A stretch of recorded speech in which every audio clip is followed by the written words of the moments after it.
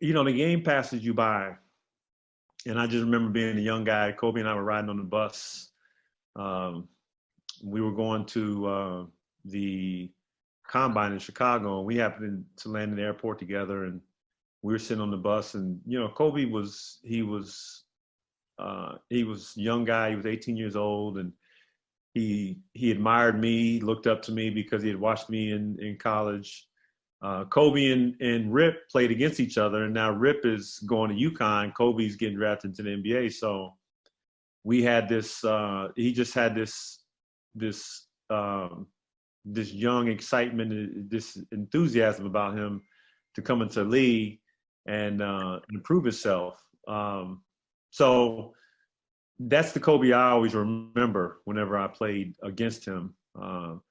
We always competed, and obviously he wanted to always prove to people that he was better than me because I was drafted higher than him.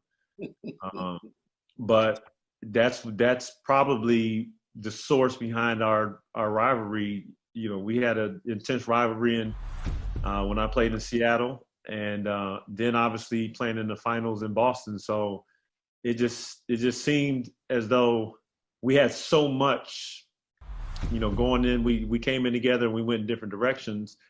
So it just seemed like there's a point where you could just sit down and, that 30 for 30 comes out and you get a chance to sit down with your family somewhere on the beach somewhere and just kind of conversate about, everything that you went through. And, there's things that he had to deal with in the year we beat him in 08. And then when they beat us in 2010, like to be able to share those stories and the year in between, it never will come to fruition. And it was sad to me to know that conversation will never be had, because it wasn't like I had anything against him. I just loved competing against him. I wanted to beat him as much as he wanted to beat me. So it just was, you think about it, it's like, wow, we played a game for a living for our whole lives. And I think in a lot of situations, Max, when you're playing in a city like Boston and LA, has this huge rivalry, and